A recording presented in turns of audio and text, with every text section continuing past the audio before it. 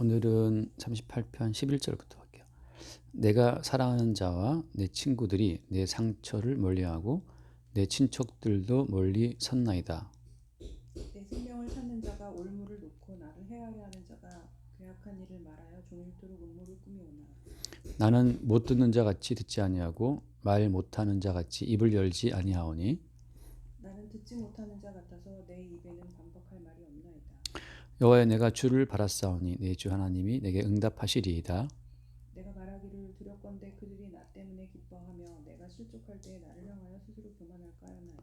내가 넘어지게 되었고 나의 근심이 항상 내 앞에 있사오니 내 죄악을 아뢰고 내 죄를 슬퍼함이니이다. 내 원수가 활발하며 강하고 부당하게 나를 미워하는 자가 많으며 또 악으로 선을 대신하는 자들이 내가 선을 따른다는 것 때문에 나를 대적하나이다. 여호와여 나를 버리지 마소서. 나의 하나님이여 나를 멀리하지 마소서. 속히 나를 도우소서. 주 나의 구원이시여. 네, 오늘 끝에 22절에 보면 속히 나를 도우소서 주 나의 구원이시여라고 하잖아요. 그러니까 하나님께서 우리에게 상처를 허락하시는 그 이유는 결국 이제 구원하시기 위함이에요. 그러니까 상처 없이는 이제 구원도 없어요. 왜냐하면 지난주 드린 말씀처럼 이제 상처라는 것은 어떤 그런 가상적 우리의 자아를 깨뜨리는 거거든요.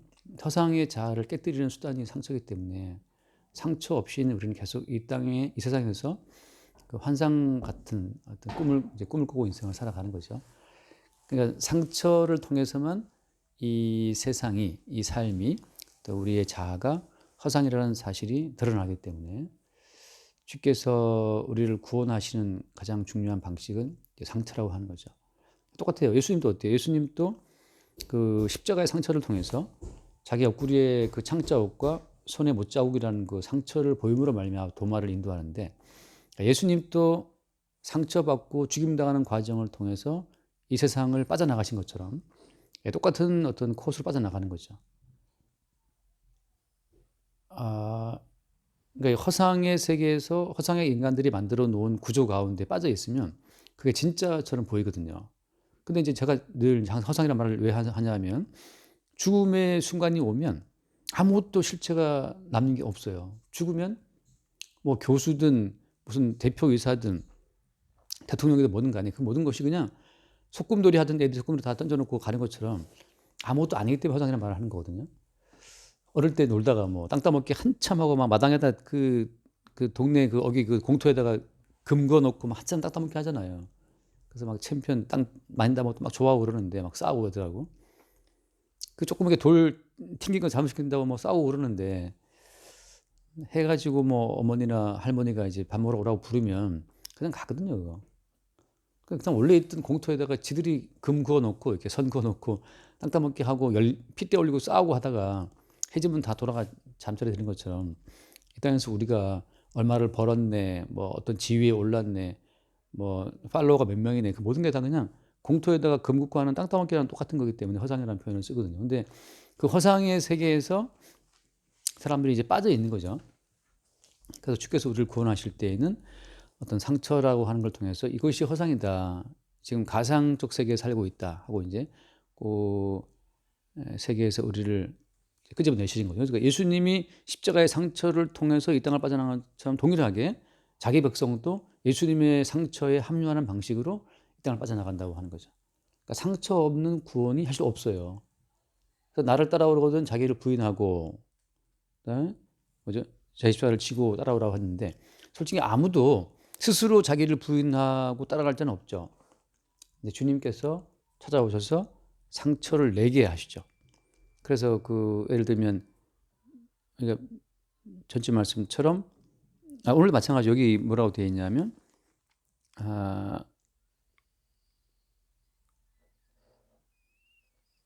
그 이게 어디가 있냐 안 보이네. 예. 지난주의 말씀을 보면은 그 38장 3절에 보면 2절 주의 화살이 나를 찌르고 주의 손이 나를 심히 누르시나이다. 주의 진노로 말미암아 내 살에 성한 곳이 없어하며 나의 죄로 말미암아 내 뼈에 평안함이 없나이다. 주의 화살이 나를 찌른다. 주의 손이 나를 심히 누르신다라고 해서 우리의 상처를 내시는 어떤 주관자가 사실 주님이라고 하는 거죠.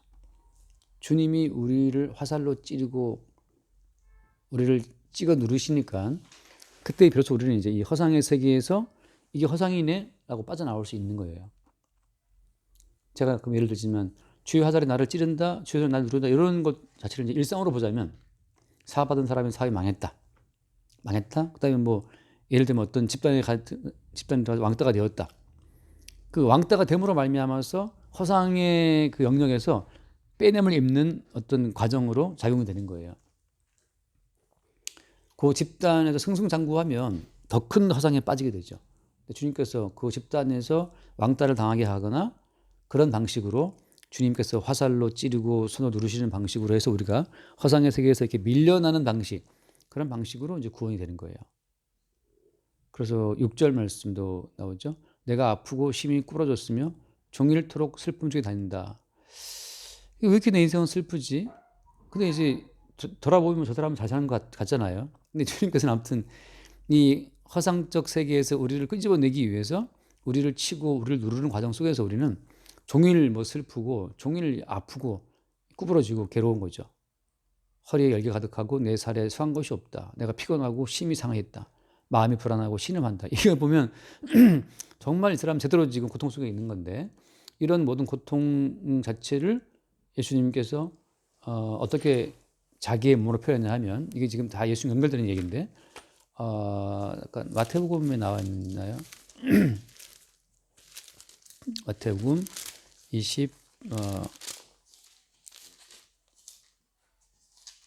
26장 자 37절 말씀부터 보면 36절 예수께서 제자들과 함께 겟세마네라 하는 곳에 이르러 제자들에게 이르시되 내가 저기 가서 기도할 동안에 너희는 여기 앉아 있으라 하시고 베드로와 시몬의 두 아들을 데리고 가실새 고민하고 슬퍼하사 이에 말씀하시되 내 마음이 매우 고민하여 죽게 되었으니 너는 여기 머물러 나와 함께 깨어 있으라 하시고 여기 보면 예수님께서 너무 슬프다 너무 고민된다 그리고 내가 매우 고민해서 죽게 되었다 이런 표현을 하시거든요. 그래서 아니 예수님께서 메시아로 오셨는데 뭐 이렇게 고민이 많고 뭐 이렇게 슬픔이 많냐고 뭐 이렇게 고민에 죽게 되었다는 말까지 쓸 정도로 괴롭냐 말이죠. 근데 이게 예수님이 지금 상처를 받고 깨지는 과정이에요. 아까 드린 말씀처럼 나의 구원이셨잖아요. 주께서 우리를 구원하시는 그 방법이라고 하는 것은 우리를 상처나고 깨지게 하는 방식으로 구원한다고 하는 거예요. 왜? 상처받고 깨지지 않으면 허상의 세계가 끝까지 허상의 세계인 줄 알아요. 근데 상처와 깨짐과 슬픔을 통해서 여기가 참다운 현실이 아니구나. 진짜 현실은 뭐예요? 진짜 현실은 하나님이 아담과 하와를 추방하실 때 저주하신 그 저주. 가시와 엉겅퀴의 슬픔이죠. 가시에 찔리고 엉겅퀴에 찔리고 막 땀이 흘러야 먹을 것을 먹고 뭐 여자는 남편을 사모하고 남편을 다스리고 하는 그런 뭐 그 저주의 내용 있잖아요. 해산의 고통이 크기도 하고 그 하나님이 저주하신 땅인데 이 저주하신 땅에서 뭔가 평안이 있다, 행복이 있다, 뭐 행복의 나라로 갈 거야, 뭐 하면서 이렇게 뭔가 TV만 나오는 광고들 있잖아요. 뭐 굉장히 뭐 환상적인 걸 연출하면서 그것이 진짜 뭐 현실인 줄 알고 돈이 있으면 정말 행복할 줄 알고 그러는데 그런데 이제 주님께서 구원하시는 것은 사실은 진짜 현실은 고통이다. 그걸 알게 하시는 거거든요. 그래서 이 허상의 세계, 뭐 행복의 나라가 있을 거야, 파랑새가 있을 거야, 저기 가면 뭐 좋은 곳이 있을 거야. 계속해서 인간에게 네가 뭐 박사학위를 따면 행복할 거야, 무슨 유학 갔다 오면 행복할 거야. 끝없이 인간을 미혹하는 거죠. 근데 박사학위 좌절돼, 유학도 좌절돼, 뭐 이렇게 이런 예를 들면 그런 과정 통해서 저주하신 이 땅의 진실을 보게 되고 그때 어때요? 그때 우리를 대신해서 고민과 슬픔과 아픔을 다 감당한 예수 그리스도를 우리가 보게 되는 거예요. 그러니까 여기 지금 예수님이 고민하고 슬퍼하사 죽게 되었다 이런 모든 말씀을 쓰는 것은 사실은 이 오늘 다윗이 내가 아프고 심히 꿇어지고 종일 슬픔 중에 다니고 있다. 내가 피곤하고 상하고 내가 신음한다 불안해 신음한다. 요 다윗의 모든 요 고통이라는 자체는 예수님이 받으신 상처와 고통을 보여주는 하나의 모형인데 다시 말해서 구원자이신 예수님과 구원받는 다윗은 지금 무엇으로 연결되어 있는 거예요? 그 상처와 슬픔과 고민으로 연결되어 있는 거예요. 그러니까 예수님의 상처와 슬픔으로 같이 연합되지 않는 사람은 예수와 함께 저주 이후에 부활 생명도 없다는 거죠. 그러니까 주님께서 우리를 예수님이 겪었던 그 고민과 슬픔과 그 아픔 속으로 우리를 끌고 가지 않으면 우리는 예수님과 하나라는 증거를 찾지 못해요. 그러니까 성도는 그래요. 연애를 해도 고민이고 슬픔이고, 결혼을 해도 고민이고 슬픔이고, 자식을 봐도 고민이고 슬픔이고, 뭐 회사에 가도 고민이고 슬픔이고, 항상 어딘지 간에 야, 그것은 사실 허상이다라는 사실을 알게 해주는 그 상처의 연속이라는 거죠. 그러니까 어디에도 우리가 소망을 둘 수가 없고, 우리 하나님 인도하시는 그것이 이제 뭐 학교든 직장이든 가정이든 뭐 연애든 그 모든 과정에서도 항상 우리는 이것이 진짜 현실이 아니고 허상이라는 것을 알게 해주는 상처 속으로 주님이 이제 이끌어 가시는 거죠. 그래서 지난주에 그랬잖아요. 그 도마가 왔을 때 도마가 의심했잖아요. 예수의 살아나심을. 근데 부활하신 예수님은 어떤 흔적이 있어요? 상처가 있는 거죠. 그러니까 상처 없는 예수는 가짜인 거죠. 그리고 내 손에다가 손가락을 넣어보고 옆구리에 손가락을 넣어봐라 말이죠. 상처를 보고 나인 줄 알라 하신 것처럼 우리가 예수를 믿는 것은 이미 먼저 고민과 슬픔과 상처받으신 그 예수 그리스도께서 자기의 고민과 슬픔과 그 깨어진 과정 그 루트로 우리를 인도하신다는 거죠. 그것이 뭐예요? 그것이 구원이라고 하는 거예요. 그러니까 내 생활을 완전히 보장해 주는 그 연장선상에서의 구원, 이건 환상이죠. 그래서 예를 들면 우리가 찾지 않을게요. 그냥 마태복음 19장 나온 말씀, 마태복음 19장에 보면 청년 부자가 나오는데 청년 부자가 원래 부자였단 말이에요. 부자였는데 어릴 때부터 모든 계명을 지켰어요. 근데 모든 계명을 지켰지만 그 사람은 지금 뭐가 없어요? 상처가 없어요. 그래서 주님께서 네 모든 소유를 다 팔아갖고 나눠줘 따라와라. 소유를 다 팔아서 가난한 자 나눠주는 순간 이제 그 청년 부자는 삶이 상처 연속이에요. 한번 빚져본 사람은 얼마나 그 빚이 고통인지 알죠. 걱정이 심거리인지 자다가도 버티고 일어난단 말이죠. 근데 그런 것처럼 이게 내 어릴 때부터 부자였고 부자였기 때문에 모든 계명을 지킨다. 이것은 상처가 아무것도 없어요. 부자이기 때문에 취미처럼 말씀 지키고 취미처럼 기도할 수 있어. 근데 막상 돈이라고 하는 것에 상처가 나버리면 돈이 없으면 내가 구상한 이 허상의 삶에 큰 구멍이 뚫려요. 주님이 그 말씀하시는 거거든요. 근데 그 청년 부자가 돈이 많음으로 근심하면서 돌아가죠. 나는 절대 이 뭐랄까 돈이 많은 이 안전빵을 내가 포기할 수 없다. 다시 말하면 상처받기 싫다는 거죠. 돈이 없어서 받게 될 그 상처를 나는 감당 못하겠다. 돌아가는 건데 만약에 주님께서 그를 정말 구원하신다 할 것 같으면 상처를 냅니다. 그래서 성경에 보면 제가 늘 하는 거지만 세리와 창기와 강도와 죄인들 같은 경우에는 다 상처가 많은 사람들이라서 이 세상의 허상에서 그러니까 뭐랄까 밀려난 사람들이죠. 이 세상 그 허상의 게임에서 도태된 사람들, 그 사람들이 그 죄인들이죠. 강도고 세리고. 지금 마찬가지 다윗이 오늘 계속 상처를 말하고 있는 것은 이게 자기가 꿈꾸었던 그런 어떤 안락한 삶, 평안한 삶, 이젠 됐겠지 했던 그 모든 것에서 주님이 또 상처를 허락하는 말미암아서 거기에서 또 이 허상의 세계에서 빠져나와서 주를 바라보는 상태로 돌아오고 있는 거예요. 그래서 그 11절 말씀 다시 한번 11절에 내가 사랑하는 자와 내 친구들이 내 상처를 멀리하고 내 친척들도 멀리 선다. 이게 백수로 한 몇 년 놀면 친구도 다 떨어지고 친척도 다 멀리하고 내 상처잖아요. 그지? 그 백수라는 내 상처, 나이 먹어도 장가 먹었다고 하는 그 상처, 그게 오래 가버리면 다 멀리해요. 근데 그렇게 주님께서는 친구와 친척과 가족들로 인해 형성된 허상의 세계에서 우리를 끄집어내실 때 그 상처를 사용한다고 하는 거죠. 그러다 보니까 이제 가족과 어울리지 못하고 이제 어떻게? 주를 바라보는 주님, 나 지금 왕따 됐고 내 상처가 오래되다 보니까는 다 나를 멀리합니다. 상처를 핥으려고 개들이 올 수 있어요. 상처를 핥으려고 개들이 온다는 건 무슨 말이에요? 개들은 말하자면 우리의 상처 뭐랄까 상처를 즐기는 사람들랄까 위로해 주는 것 같지만 사실은 그들에겐 그것이 하나의 이제 즐김이 되죠. 이 괴로운 세상에서 다른 사람이 망하는 것이 나의 기쁨이라는 말이 있잖아요. 망한 것을 기뻐하는. 그게 인간의 이제 본성인데 못된 심정이라고 우리가 정죄할 수 뭐 정죄하게 되지만 사실 그것이 모든 인간의 본성이에요. 남이 잘 되는 것은 내 기쁨이고 남이 잘 되는 것은 내가 배 아픔이고 남이 못 되는 것은 내 즐거움이다. 그래서 우리 옛말에 하천을 땅 사면 논산면인가 배 아프다 그런 말이 있잖아요. 그러니까 개들이 온다는 것은 상처 때문에 와서 상처를 위로하는 척하지만 핥으면서 이제 본인들이 대리만족하는 거죠. 너도 망했구나. 잘한 척하더니 이런 거 있잖아요. 그렇게 꼭 인간을 나쁘게 봐야 됩니까? 근데 나쁘게 보는 것이 아니라 인간 본성이 그게 있어요. 그래서 그 뒤에 내 생명을 찾는 자가 올무를 놓고 나를 해하는 자가 죄악한 일을 말하여 종일토록 음모를 꾸민다. 이게 주께서 사실은 우리에게 상처를 내신 건데 그 기회를 틈타서 이제 온갖 자들이 이제 덤벼들어서 네가 말씀을 지키지 않았기 때문에 이렇게 망한 것이야. 네가 내 말 안 들어서 이렇게 망한 거다. 왜 내 말대로 안 했냐부터 해서 뭔가 이제 말들이 이제 따라오는 거죠. 그것이 더욱더 이제 우리를 죽이는 거거든요. 그래서 반박할 말이 없다. 그러면서 그 15절 말씀에 여호와여 내가 주를 바랐사오니 내 주 하나님이 내게 응답하시리이다. 다시 말해서 이 보이는 인간 세계, 허상의 세계라고 말하는 허상의 세계에서 우리가 바라보고 뭐 이렇게 마음 둘 만한 존재가 어디도 없게 만드는 거죠.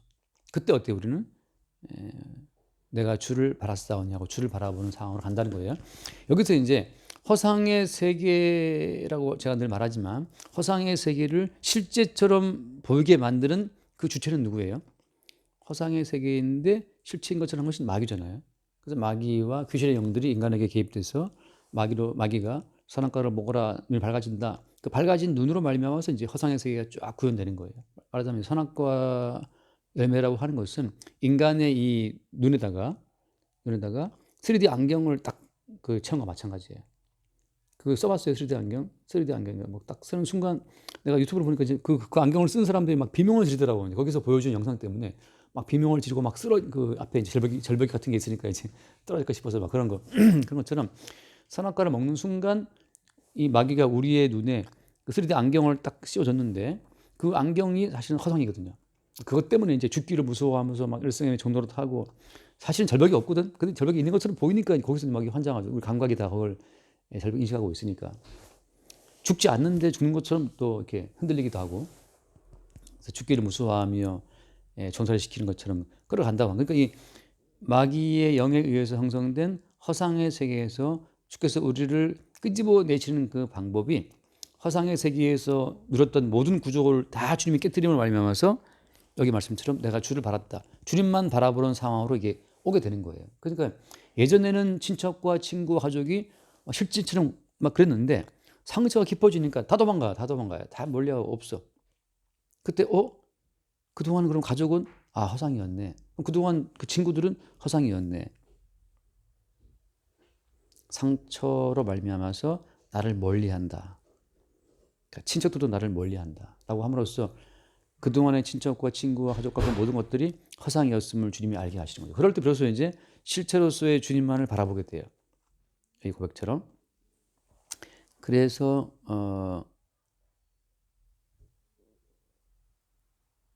그 18절 말씀에 내 죄악을 아뢰고 내 죄를 슬퍼한다. 그때 이제 비로소 이제 죄악이 뭐냐, 죄가 뭐냐라고 하는 것이 이제 고백이 돼요. 죄가 뭐냐라고 하는 것은 내가 내 인생의 주인이라고 생각하는 그 의식부터가 죄의 출발점이거든요. 그러니까 신약으로 말하면 죄라고 하는 것은 예수 그리스도를 믿지 않는 건데 그럼 예수 안 믿으면 누구 믿겠어요? 예수를 안 믿으면 감각되고 의식되는 나를 믿죠. 그러니까 감각되고 의식되는 나를 믿는 거기에 빠져 있으면 보이지 않는 예수는 감각이 안 되기 때문에 예수는 없는 존재거든. 그때 이제 주님께서 그 죄라는 것은 뭐냐? 그리스도 예수 하나님 오신 자를 믿지 않는 것이 그것이 이제 죄인데 결국은 반대의 말은 뭐냐면 나를 믿는 거죠. 그러니까 나를 믿고 쭉 살아왔는데 사실은 나라는 존재는 허상의 세계에서 형성된 하나의 주체였기 때문에 허상의 세계가 붕괴되는 순간 나도 사라지는 거죠. 허상의 세계가 친척 떠나고 친구 떠나고 가족에 의해서 내가 만들어져 왔었는데 가족이 떠나니까 그럼 나는 뭐냐가 되거든요. 그래서 이제 가족 가운데 한 구성으로서 나를 알고 있었는데 그 자아가 이제 가족이 떠남으로써 이제 무너지는 거죠. 그렇게 다 무너질 때 나를 믿고 살아왔던 그 나의 모든 것이 다 그것이 죄악이고 그 죄를 슬퍼하는 거지. 왜 나는 나중심적으로 내 가족이고 내 친족이 내 친구라고 살아왔던가 내 인생이라고 생각했던가 내 인생이 아니었는데 그것이 다 이제 무너지면서 그것이 죄에 대한 슬퍼함이 된다고 하는 거예요. 그래서 그 19절 말씀 좀 읽고 볼까요? 내 원수가 활발하며 강하고 부당하게 나를 미워하는 자가 많으며 이것이 그러니까 주님께서 원수로 하여금 그죠? 주께서 원수로 하여금 어떻게 하는 거예요? 우리를 미워하게 하시는 거죠. 부당하게. 왜 뭐 하려고? 우리가 인식하고 있는 세계가 허상이라는 것을 알게 해주기 위해서. 근데 이게 지금 자 제가 말하는 그 위치, 관점의 위치가 참 중요하거든요. 굉장히 지성적인 사람들도 자기의 지성으로나 인식으로 포착이 안 되는 예수 그리스도를 못 믿거든요. 근데 성경에서 무슨 말을 하냐면 믿음 없이는 기쁘지 못한다. 믿음 있는 자는 하나님 계신 것과 그죠? 계신 것을 말씀하고 있거든. 근데 믿음 자체는 한 선물로 주어지는 건데 허상의 세계에서 살아가는 사람들은 이미 자기가 주체이기 때문에 자기의 주체의식으로 모든 걸 파악하기 때문에 절대 자기를 부정할 수 없어요. 명확히 인식된 나를 어떻게 부정하냐고. 근데 이제 요즘에 제가 지난주에 말씀드렸나요? 사고 실험 통해서 가짜 팔과 진짜 팔 놓고 때렸을 때 이 인간의 자아가 정말 진짜 가짜 팔을 구분을 못 한다는 사실. 서서히 이제 인간들도 서서히 인간 자신을 의심하기 시작한 거거든요. 과학적으로. 그러나 그것은 일부 실현일 뿐이지. 그렇게 실험을 하는 주체는 또 인간이기 때문에 인간은 결코 그 의심하는 자기를 의심할 수 없어요. 나는 생각한다, 난 존재한다. 결국 의심하는 나를 또 의심할 수 없거든. 그래서 아까 한 말처럼 그 누구도 사람은 자기를 부인하거나 자기 주장을 지고 따라올 수 없거든요. 그래서 믿음은 그냥 선물이에요. 그다음 이 허상의 세계에서 주님이 끄집어내서 그리스도 예수의 세계로 옮겨줄 때만 살아있는 것은 주님이었네. 살아있다고 생각한 나는 사실 허상이었다는 사실을 그때 아는 거죠. 그때 비로소 나를 믿고 살아오고 나 중심으로 세계를 해석하고 구성하고 살아왔던 나 중심적으로 뭐 가정을 이해하고 내 인생을 이해하고 살았던 그 모든 것들이 꽝이었다는 사실을 알면서 슬퍼하면서 이제 예수 그리스도께서 통치하시는 새로운 세계에 내가 속해 있음을 알게 되는 거죠. 그럴 때 이제 그 21절 말씀처럼 나를 버리지 마소서 나의 하나님이여 나를 버리지 그때 비로소 실체의 세계에서 우리를 부르시는 그 주님의 구원을 바라보게 돼요. 그리고 속히 나를 도소서 주 나의 구원이시여 하고 이제 실체의 세계에서 우리를 끌어당기시는 실체의 세계에서 우리를 잡아당기시는 그 예수 그리스도 어떻게 이 땅에서의 상처를 막 절절 받게 하면서 끌어당기시는 그 예수 그리스도를 우리가 보게 되는 거죠. 그래서 인생이라는 것이 굉장히 생생하지만 그 뭐라고 표현해요? 밤에 한 경점 같다는 하잖아요. 경점 같다. 자고 일어나면 사람이 꿈을 무시하는 것처럼 인생이라는 것은 꿈 같다는 표현을 해요. 그래서 자고 일어나면 사람이 꿈을 무시함 같이 인생이라고 하는 것이 굉장히 생생해 보이지만 자고 나면 무시하는 꿈 같은 것이라는 거죠. 결국은 허상이라는 말이거든요. 그래서 여기서 이제 이 허상이 아니고 진짜 세계를 의식하는 것은 뭐냐? 십자가에서 주님이 찢기신 살과 흘리신 피라고 하는 그 상처 속에 연합될 때 그때 우리가 비로소 현실의 세계, 예수의 살과 피로 구성되는 현실의 세계 속으로 인도받는다는 거예요. 그래서 이제 하나 말씀 좀 하실게요. 그 이스라엘 사람들이 구원될 때 그래서 처음에 어떤 과정을 거쳐요? 이스라엘 사람들이 애굽에서 나올 때 그때 주께서 뭘 하게 했냐면 어린 양을 잡게 했거든요. 근데 어린 양을 잡는데 어린 양을 뭐 잡아봤어요? 닭 잡아봤어요? 닭 같은 거? 뭐 벌레 좀 잡아봤어요? 이게 양을 잡는다는 것이 이게 쉬운 게 아니거든요. 내가 가끔 예를 들지만 군대 있을 때 그 체육대회 때 돼지 한 마리 받았거든. 상으로 돼지 한 마리 받았어. 우승해갖고. 근데 이 돼지를 잡아야 되는데 돼지를 아무도 못 잡는 거야. 이게 그 쟁쟁하다는 막 마초 같은 병장들이 있었거든. 그 망치 그 도끼 들고 돼지 머리 한번 딱 치고 지가 코피를 쥐고 굴리더니만 못하겠다고 빠지더라고. 근데 뭐 굉장히 그 마초 같은 병장이었거든. 막 그 목이 힘주는데 본인이 그 살아있는 돼지 머리 한 방 치고 본인이 코피 흘리고 빠졌어요. 이게 살아있는 뭔가를 잡는다는 것은 이게 굉장한 사실 이게 충격이더라고.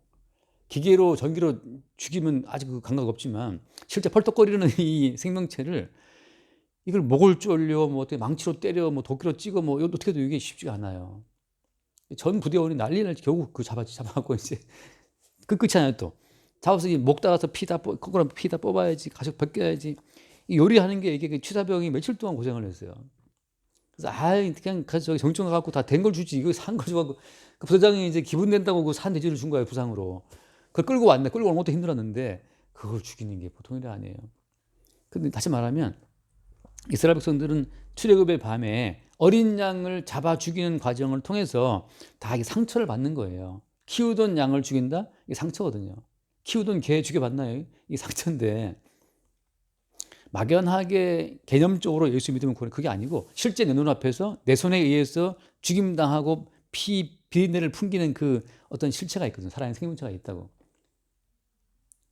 그러니까 예수님께서 십자가에 죽으실 때 그 상처 속으로 우리를 부르신다고 하는 것은 사실 우리의 살이 찢기고 우리의 피가 뿌려지고 여기 아까 말씀처럼 막 마음이 불안하고 신음하고 뭐 내 살아 상한 곳이 없고 허리 열기는 가득하고 아파서 심히 구부러지고 종일토록 슬픔이 다니고 이게 맨날 슬픈 거야. 뭐 괴롭고 말이죠.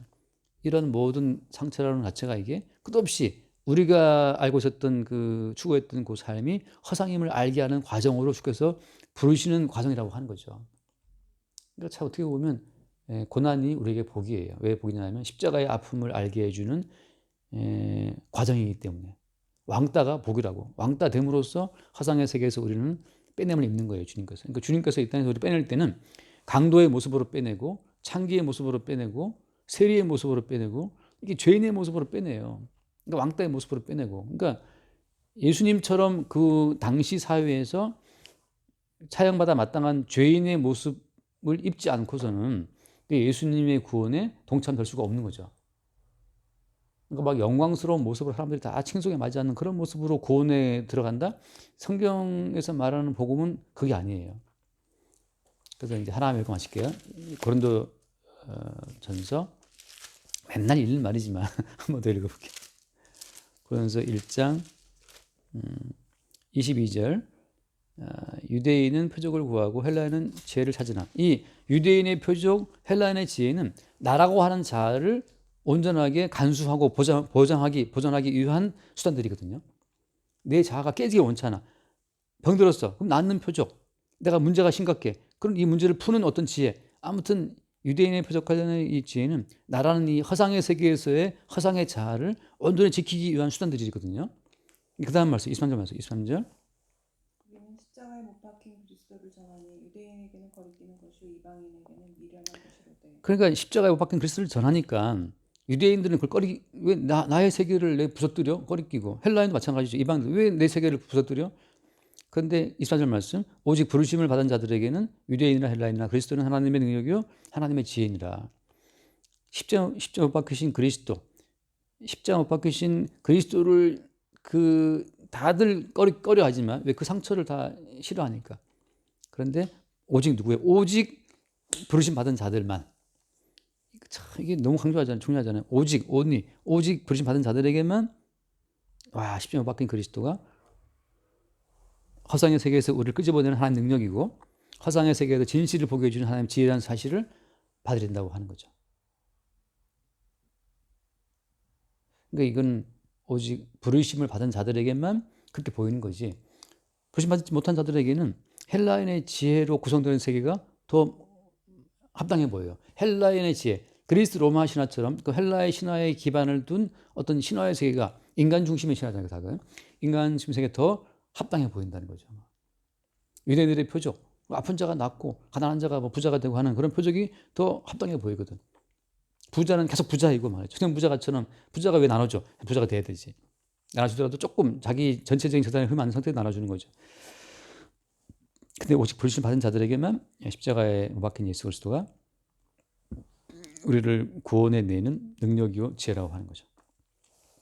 그래서 십자가에 못 박혔다고 하는 그 십자가에 못 박힌 예수의 상처에 참여하는 그 상처, 그 아픔, 그 슬픔, 그 고민으로 주께서 우리를 부르신다라고 하는 거고 그것을 다윗이 지금 알았기 때문에 마지막에 이 고통과 슬픔과 막 괴로워하다가 마지막에 주여 나를 버리지 마시고 나를 도우시고 주 나의 구원이라고 고백하는 거예요. 주님이 우리의 구원인데 그렇게 우리를 구원해 가요. 그러니까 사실은 성도 입장에서는 맨날 고민이고 맨날 슬픔이고 맨날 신음이고 맨날 그래요. 그러나 어때 그 와중에 주님이 웃게 하실 때가 있다고. 띄엄띄엄. 그때는 마음껏 포도주를 마시고 먹기를 탐한다는 비난을 들었던 예수님처럼 웃게 하시는 그 순간 웃고 기뻐하게 하시는 그 순간 기뻐하는 거예요. 또 주님이 우리를 구원하시면 야 네가 또 빠져있네 허상의 세계에 또 끄집어낼 때 또 상처가 또 직 따라오는 거죠. 그렇게 주께서 인도하신다. 여기까지 할게요. 빨리 끝났다. 38초. 주님 감사합니다. 또 말씀을 듣게 하시고 말씀을 통해 주를 주로 아는 것이 오직 주의 은혜로만 가능한 것임을 다시 깨닫게 하시니 너무 감사드립니다.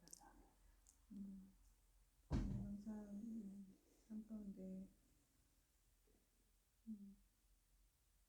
모든 그런 겪는 일 과정에 허상에 머물지 않고 주님의 십자가와 연결될 수 있는 그런